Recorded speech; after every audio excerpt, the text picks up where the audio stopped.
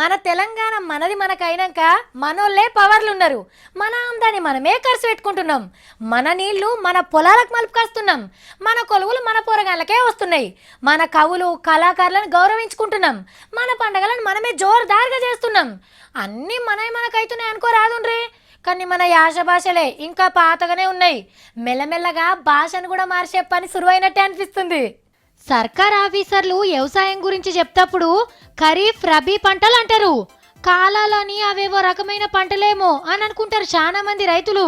ఆగో గందుకే ఆటి పేర్లను మార్చింది సర్కార్. ఆనాకాలం యాసంగి అని మన వాడుక భాషల విలువాలని ఆర్డర్ వేసింది. వ్యవసాయం మంత్రి మీటింగ్ లో కూడా యాసంగి అనే రాసిండ్రు. ఆనకాలం పంట కొత్త పేర్లు చెప్పుకుంటా మంత్రి సారే మురుస్తుండు కదా. ఎన్నడు పలకనోళ్ళైరి కొత్తగానే అనిపిస్తుంది. కొన్ని ఏరియాలల్లా యాసంగి ఎడగారు అని కూడా పిలుస్తారు. మొత్తానికైతే ఒక మంచి పని జరిగినట్టే లెక్క.